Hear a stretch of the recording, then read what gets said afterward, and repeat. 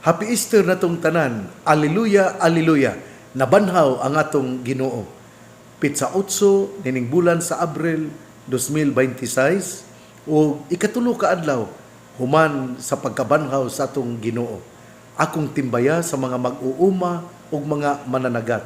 Ako pong greetings sa usa ka malipayon nga pagsaulog sa pagkabanhaw sa atong Ginoo ngadto sa ato nga mga Carmelite contemplative sisters dinha sa Malaubang. Ingon man usab sa ato nga mga missionary sisters sa Our Lady of the Triumph of the Cross dinha sa Pinggol. Ug ingon man usab sa Saint Joseph the Workers Sisters dinha sa Gango. Hinaut unta nga kamo nga mga religious sisters hinaut nga sa kanunay kamo panalanginan sa Ginoo. Ako usab nga greetings sa usa ka pasalamat timbaya sa kasaulugan sa pagkabanhaw sa tong Ginoo ngadto sa tong mga kaparian sa Archdiocese sa Osamis. Ingon man usab sa ato nga mga religious brothers, ang Lasal Brothers. Ug dili gyud nako kalimtan ang tanan nga mga lumilihok sa simbahan, ang mga extraordinary ministers of Holy Communion, ang mga Family and Life Movement, mga katekista, mga defenders of our faith. Ingon man usab ang ato nga Bible apostolate. Ninyong tanan, labi na ang mga kabatanunan, salamat kayo ninyo. Dili tingali nako masulti ang tanan. Labi na gayon ang mga charismatic renewal, ang mga couples for Christ, ang mga nagaligo kayo sa simbahan. Ako moingon salamat kayo ninyo. Ang inyo nga paglihok alang sa simbahan usa kini kapag pakita nga inyo gayong napuy-an ang nabanhawng Hesus. Busa ato nga ipadayon ang atong pagpang-alagad. Salamat diay sa inyo nga mga greetings kagahapon. Apil sa ako atol sa akong pagsaulog sa ika-43 ka tuig sa pagkapari. Ako po diay nga pasalamat ninyo nga mipadala og mga gifts. Salamat kaayo. Og ninyo usab nga miampo alang kanako. Ang tanan ako gyud nga gibalon dinhi sa akong kasing-kasing. Ug salamat usab sa mga leaders sa Lower Liposong, ang kapilya ni San Vicente Ferrer. Kay didto gisaulog ang ilang kapistahan, ako usab nga gipanalanginan ang ilang kapilya ug ako usab nga gidihugan, gikonsecrate ang ilang altar. Importante man ni kaayo kay ang makahimo pag-consecrate sa altar mao man gyud ang obispo. Mao na nga ako nalipay kaayo nga mihimo sa mao nga konsagrasyon sa altar o ang pagpanalangin sa bag-o nga kapilya dinha sa Lower Liposong. Salamat sa mga leaders sa ako nang gikaingon ang inyong pagpakita isip aktibo nga mga leader sa atong mga kapilya. Kamo nagaambit sa pagkabanhaw sa atong Ginoo. Kay bisan sa mga kaguol, kasakit, bisan dinha taliwala sa mga criticisms sa uban nga mga katawhan, pero kamo sa gihapon mipadayon sa pagpang-alagad.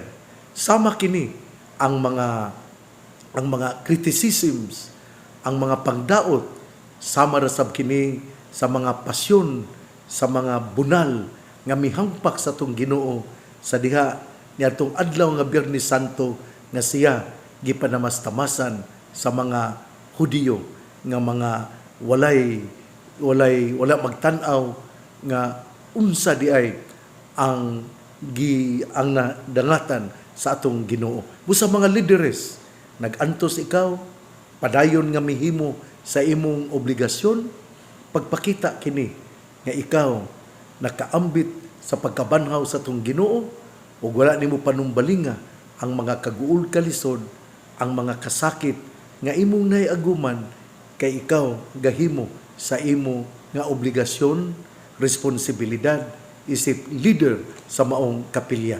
Busa, congratulations mga leaders dinha sa Lower Lipusong.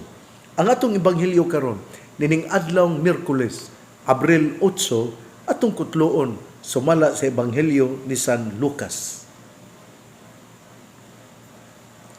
Sa maong adlaw, duha kanila naglakaw paingon sa usa ka balangay nga ginganlag Emmaus, mga napulog usa ka kilometro gikan sa Jerusalem, og nagsultihanay sila may tungod sa tanang butang nga nahitabo. Samtang nagsultihanay sila, miduol si Jesus og mikuyog kanila.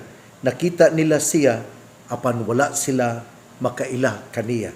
Unya mingon si Jesus kanila, unsa ba inyong gipanagsultihan samtang naglakaw kamo? Mihunong sila nga subo sa panagway. Ug ang usa kanila nga ginganlag Cleopas nangutana kaniya, ikaw rabay nagpuyo sa Jerusalem nga wala mahibalo sa mga nahitabo didto nining pipila ka adlaw nga milabay? Unsang mga hitabua? Nangutana siya. Ang nahitabo kang Hesus nga Nazaretnon, mitubag sila. Usa siya ka propeta o giila sa Dios o sa tanang mga tao nga gamhanan sa pulong o sa buhat. Ang mga kadagkuan sa mga pari o ang mga punuan, mitugyan kaniya aron silutan siya sa kamatayon. Gilansang nila siya sa krus. Naglaom unta kadto kami nga siya mao ang muluwas sa Israel. Labot pa niini, ikatulong adlaw na karon sukad kini nahitabo. Og pipila sa mga babae nga among mga kauban nakapakurat kanamo. Nangadlawon sila pag-adto sa lubnganan apan wala nila hikap lagi didto ang iyang lawas. Ug namalig sila og nanugilon nga nakakita kuno silang panan-awon diin may mga anghel nga misulti kanila nga buhi siya. Ug pipila sa among mga kauban nangadto sa lubnganan ug nakaplagan nila kini sumala gayod sa gisugilon sa mga babae apan wala sila makakita kaniya. Ug miingon si Jesus kanila, pagkabuang gayod ninyo, pagkadugay ninyong mutuo sa tanang gisulti sa mga propeta. Dili ba kinahanglan man nga mag-antos ang Mesiyas niining mga butanga ug unya mosulod sa iyang himaya? O gipasabot ni Jesus kanila, ang gisulti may tungod kaniya sa tibuok kasulatan, sugod sa mga basahon nga gisulat ni Moises hangtod sa mga sinulat sa tanang propeta. Niadtong tungura, doon na sila sa balangay nga ilang adtuan. Og nagpasabot si Jesus nga daw padayon lang siya sa unahan. Apan, gihawiran nila siya o giingnan, anhi lang ta mamahulay kay hapit na magabii. Busa midayon siya ug nagpabilin uban kanila. Sa ila ng pagpanihapon, mikuha siya sa pan, gipanalanginan niya kini, unya gipikas-pikas niya o gihatag kanila. Diha-diha nabuka ang ilang mga mata ug nakaila sila kaniya, apan nahanaw siya. Nag-ingnanay sila, dili ba ingon ug may kalayo nga nagdilaab sa atong kasing-kasing sa diyang nagsulti siya ug nagpatin-aw kanato sa kasulatan didto sa dalan? Ug nanindog sila dayon ug namalik sa Jerusalem, diini kaplagan nila ang napulog usa ka tinun-an ug ang uban pa nga nagkatigom ug nag-ingon, tinuod gayud nga nabanhaw ang Ginoo. Si Simon nakakita kaniya, unya gisaysay sa duha ka tawo ang nahitabo didto sa dalan o nga nakaila sila sa Ginoo sa iyang pagpikas-pikas sa pan. Ebanghelyo sa tong Ginoo, daygon ikaw o Kristo. Mga igsuon, usa kini ka maanindot nga pagsaysay bahin sa encounter sa duha ka tinun-an padulong sa Emmaus. Pero ang nindot dinhi nga istorya mao gayon nga ilang naila ang Ginoo sa iyang pagpikas-pikas sa pan. Nindot kay no nga gihatagan dinhi sa maong istorya, gihatagan yun ug dako nga pagtulunan ang bahin sa Eucharistia, nga dina sa Eucharistia ato gayon nga ma-encounter, ato gayon nga mahipalgan, ato gayon nga makita kinsa ang atong Ginoo. Una sa tanan, ang atong Ginoo, Ginoo sa gugma, ug siya mahipalgan nato dina sa pagpikas-pikas sa pan, sanglit ang pagpaambit sa iyang kinabuhi, mauman ang buhing timaan nga siya mao ang gugma nga gahatag kanato ug paglaom. Nindot kaayo ang gisulti karon sa ato nga ebanghelyo. Pero sa dili pa kita mupadayon, ato usa nga sugdan ang paglawig sa duha ka tinun-an padulong sa Emmaus. Sila daw milikay. Sila daw mipahawa didto sa Jerusalem. Daw sila mipauli sa ilang kaugalingong lugar. Nganuman nga mibiya man sila sa lugar diin didto atua ang mga apostoles nagpundok ug nagampo ug nganuman nga sila mibiya man sa pundok. Ang uban nga mga biblical scholars miingon nga kining duha kuno katinun-an mibiya ug mipauli sa Emmaus tungod kay duna man gud sila'y panghuna-huna nga si Jesus mao ang usa ka tawo nga maoy muhimo o muhatag kanila og kagawasan gikan sa foreign domination. Ay pasabot nga niyan ang panahon na gud ang Roma mao manggod ang mi dominar, mao manggod ang mihatag og mao manggod ang anaa sa gobyerno og daw sila mga ulipon sa mga Romanhon. Kining duha ka tinun-an nga naglakaw nga magul-anon nilao manggod nga si Jesus mo ang muluwas sa Israel. Kada bitawng gitawag og kini bitawng usa ka Mesiyas, pero Mesiyas diin ang ilang paglantaw mao ang usa ka political leader. Pero dinhi gipakita man ni Jesus nga dili siya political leader, kundi usa siya ka spiritual leader. Humaw man bitaw nga sa diha nga sila gahuna-huna nga ingon ani gyud unta ang buhaton ni Jesus. Pero wala man buhatan ni Jesus, frustrated sila ug namalik sila sa ilang kaugalingon nga lugar. Kana bitawng masuko ta sa tao tungod kay ang kasuko gud nato gud base man gud kun unsay atong gusto. Nya kun masuko ta sa katawo, ang tao tungod kay wala siya mohimo sa atong gipanghuna-huna ug sanglit wala siya mohimo sa atong gipanghuna-huna, nasuko kita. Ug mao usab kini ang nahitabo sa duha ka tinun-an nga mipauli ngadto sa Emmaus. Daw nasuko, naglagot tungod kay si Jesus dili man di ay usa ka political leader. Naglaom man unta kami nga siya muluwas sa Israel. Pero wala man, gilansang sa krus. Apan siya kuno nabanhaw. Wala pud sila kayo mutuo sa pagkabanhaw sa atong Ginoo. Kay milakaw man sila.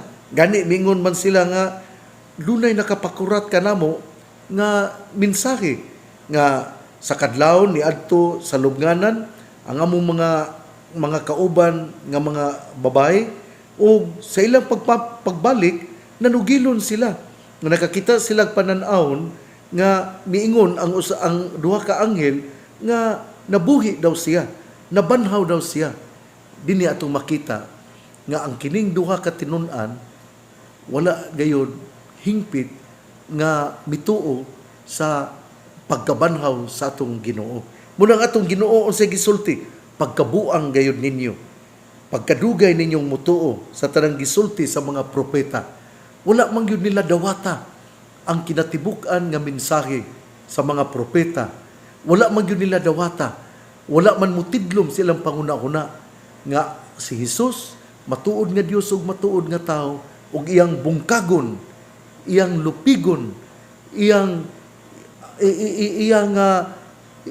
ang kamatayon dili siya magpabilin sa kamatayon. He will destroy death. He will be victorious over death. Pero wala ka to mo register sa panguna-una sa duha ka tinun-an. Mao lagi ni kanang mo po to sa mga babae. Ang unang ang mga babae nga miadto sa lubnganan, nangahadlok man sila. Nangahadlok sila o nalipay. Kombinasyon nahadlok tungod kay, uy, ngano man ni? Tinuod ba day kini nga nabanhaw siya? Nahadlok tungod kay, gikawa tingali ang iyang lawas. Pero nangalipay tungod kay, daw adunay katumanan sa gipanagna ni Hesus nga siya mabanhaw. Balik ta sa gisulti sa atong Ginoo sanglit. Ang duha katinun-an wala man mutuo. Utong ningon nga atong Ginoo pagkabuang yun ninyo. Pagkadugay ninyong mutuo sa gisulti sa mga propeta, dili ba kinahanglan nga mag-antos man ang Mesiyas ug unya o dili ba kinahanglan man nga mag-antos ang Mesiyas nining mga butanga ug unya mosulod sa iyang himaya? O gipasabot ni Hesus kanila, ang gisulti may tungod kaniya sa tibuok kasulatan sugod sa mga basahon nga gisulat ni Moises hangtod sa mga sinulat sa tanang mga propeta. Nindot kaayo kining maong sugilanon kay kini ga lig-on man gayon nga sa pundok sa mga matuohon naa gihapon ang dili kumbinsido sa pagkabanhaw sa atong Ginoo. O gisaysay kini aron kita hatagan sa pagtulunan nga sa tinuod ang Ginoo na banhaw. Apan ato lamang siya nga masinati og ato lamang siyang masabtan kung kita muapil sa pagpikas-pikas sa paan. Kay gina sa pagpikas-pikas sa paan, ato man nga madawat siya isip timos nga pagpang-alagad o paghigugma kay iya mang gihalad ang iyang kinabuhi alang sa atong kaluwasan. Pagkaanindot no, kung ato kining masabtan, pagkaanindot no, kung mao kini ang maghari sa atong panghuna-una, pagkaanindot kung kita mo ila nga si Hesus matuod nga Dios ug matuod nga tao. Hinaot nga ikaw nga nakadungog kanako, mamalandong ug muila nga ang atong Ginoo tungod sa gugma nagpakamatay sa krus apan wala siya completely nga nawala kanato kay iya manggibilin ang mga sakramento labi na gayud ang sakramento sa Eucharistia din atong masinati ug madawat ang atong Ginoo ug ato siyang mailhan dinha sa pagpikas-pikas sa paan. Igsuon, ang mayong balita nga maong pulong ni Hesus, ang ayang pamation, pamalandungan, ug paningkamutan nga mapuy-an. Mulahan ang tao nga namati sa pulong sa Ginoo, sama sa kahoy nga gitanom, daplin sa usa ka sapa, kansang dahon dili gayon malaya. Tempo sa timbunga siya mamunga. Igsuon, ugma na usab. Padayon akong magpasalamat sa mga katawhan nga miampo kanako sa akong pagsaulog sa ika-43 katuig sa akong pagkapari. Salamat ninyong tanan. Ako usab nga hatagan og pasalamat ang mga katawhan sa Lower Lipusong o salamat usab sa atong Padre Cura dinhi sa parokya ni Santa Teresita sa Batang Hesus, si Father Cody Sarinas, uban sa iyang mga kaabag, Father Jerry Lawrence Tautuan, ug si Father Michael Sinugbuhan. Mingon ako salamat tungod kay sila nagtambayayungay gayon alang sa mga pagpang-alagad sa mga parokyano ni Santa Teresita sa Batang Hesus. Akong pasalamat sa tanang mga kaparian sa ilang mga sakripisyo panahon sa Semana Santa. Salamat sa inyong pagpang-alagad. Padayon kita nga mag-inampuay, padayon nga kita muila nga ikaw ug ako importante alang sa pag-ugmad o pagpadayon sa paggambalay sa gingharian sa Dios. Hinaot nga atong mahibaluan o mahinumduman nga ang si Blessed Mother gaampo usab kayod kanato.